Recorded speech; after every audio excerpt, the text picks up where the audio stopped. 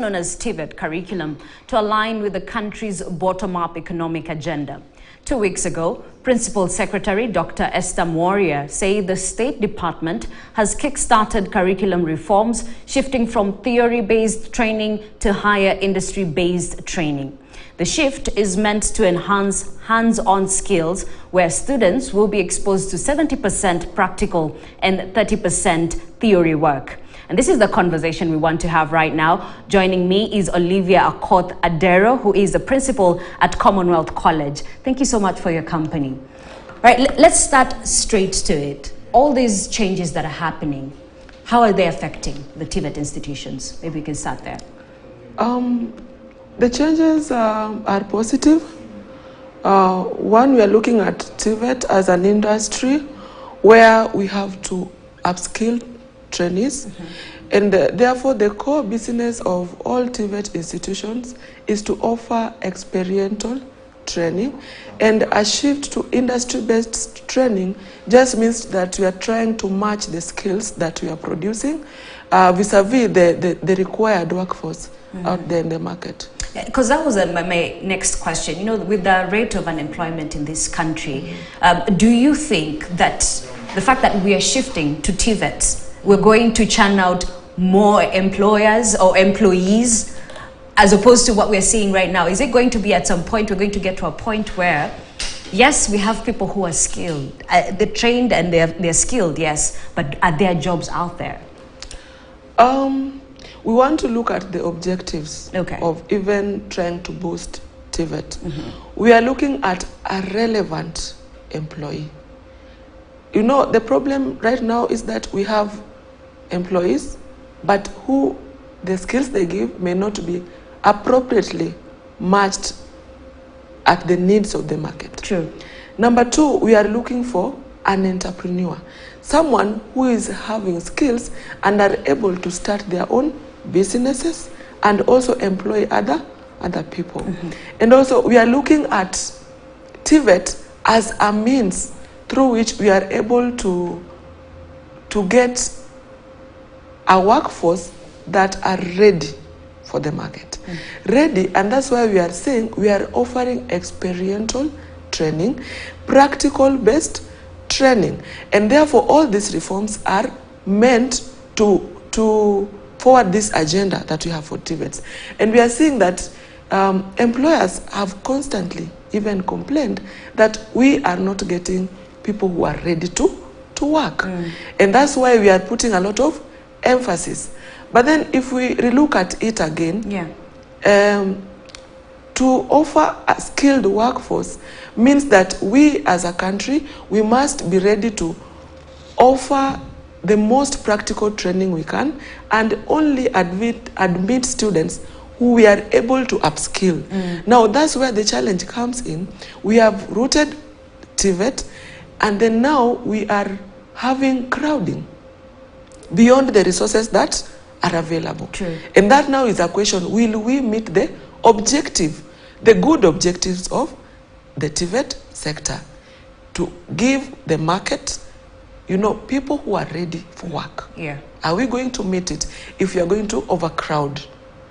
Okay, and let me just take you back to the budget, and I believe the government set aside 627 billion shillings for education in the 2023-2024 budget. Are private TVET institutions likely to get capitation? One thing that is clear is that the capitation leaves out all privates. We are not included. All private TVETs, all private universities are not included in the capitation. And how does that affect? We are talking about bridging the gap. And we know that when it comes to quality training, and we want to be able to offer practical training, basically the private sector are bridging a huge gap. And when left out in the capitation, it means therefore that we are not going to run smoothly in terms of resources. And this is actually making us to be left out. On the other angle, we are looking at HELB, within that capitation as an institution which is created to enable access to all students, because we have categorized a student who is needy, less needy, and so on. So we are saying that a student who is needy should be able to get help through help, because this is money they take and then they pay later. Yeah. And then when we narrow down to TVETs, yeah, we have public TVETs and then we have private TVETs. And then we are, the government is saying that the public TVETs will be able to enjoy the loan, which is a loan, is money I repay later. And then private TVETs are denied this opportunity. And we are asking ourselves, if this is money that a student is paid later, then why is the student not granted access once they choose the private TVET? Yeah. So is it time we have that conversation as a country? It is actually indeed time we have that conversation. Okay. Because we remember that the public universities used to get capitation, both private and public. And then now the private capitation is withdrawn. But then they are told you can still, apply help because you're a Kenyan and you are paying tax. And then we come down to the level of TVET. Yeah? And then at the level of TVET, you approach help, then they tell you, we will not be able to accommodate the private TVET, but we only accommodate the public TVET. The question is, why are the private TVETs left out, even for money that is a loan? Yeah? And then we are coming to even placement. We have COOPs, placement. When a private university student applies for a course, the student is placed to the university of their choice, and they are allowed to take help. But then when we come to private TVETs, you register with COOPs and they only act as a marketing strategy. In short, your courses are not displayed, so a student cannot be able to explicitly choose your course. They have to then be taken to your website and learn more about your courses, then they make their choices there. So it means that there is a lot of disparity, when even we are talking about placement and when we are talking about access to loans in terms of help. So apart from funding and placement, the issues that you've mentioned, are there any other challenges that private TVET institutions face? The major challenges right now is about funding.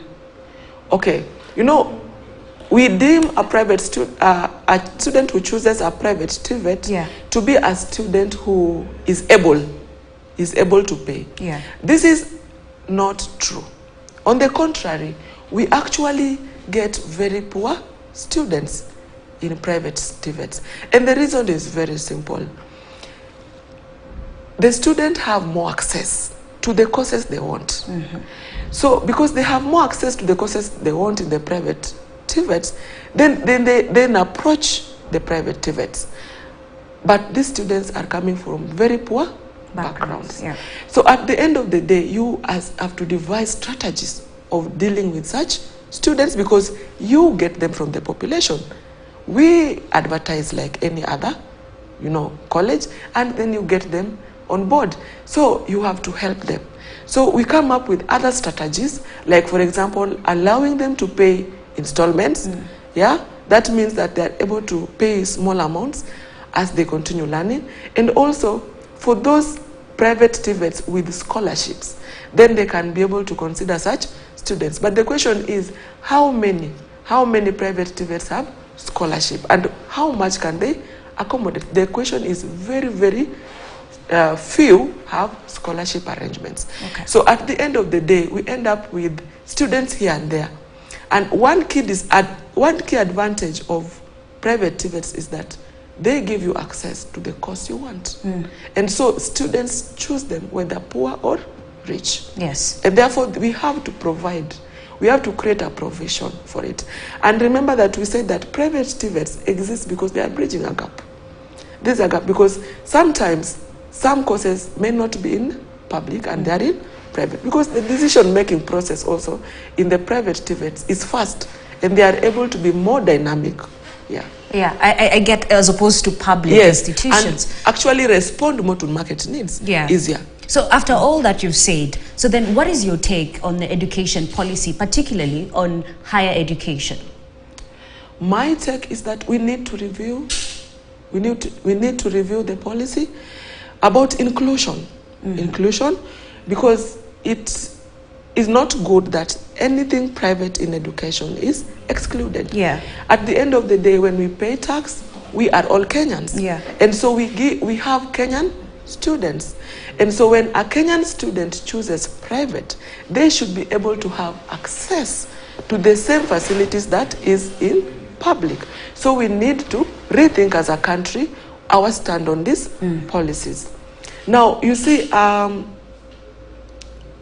we also have other modes of funding. Yeah, we have the CDF funds, which is now available to private students, but it's never enough, because you find that CDF funds could support like 10,000, less amounts.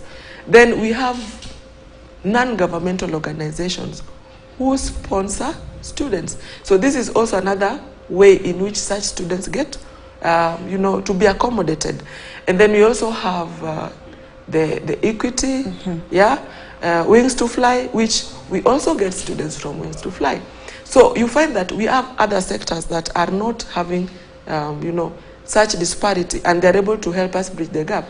And we are trying to say that as private TVETs, we are not there to compete with the government, but to bridge a gap that may exist, that, all government setups may not be able to address. And we are saying that we need to be included. Okay. I'm curious, with all those challenges that you're facing, so then how do you manage? Because you're a principal. Yes. How do you run your institutions with funding challenges? How have you managed all this time? I think I've tried to address that. One, we get students who are able to pay their fee. And we also get poor students. And so the poor students, we allow them to pay in installments. And also, we try to create small amounts of scholarships that we can afford and advance to these students. Okay. All right. So then finally, maybe you can tell us, for those who are interested, what courses do you provide in your school, for example? We are a medical-oriented institution. And so we provide courses at diploma level, at certificate level, at craft level, and we major on community health, nutrition and dietetics. We do public health, we do health records, we do nursing, we do caregivers, caregivers that the country is exporting. We also do medical engineering. We also do ICT, like the current technology needs ICT experts.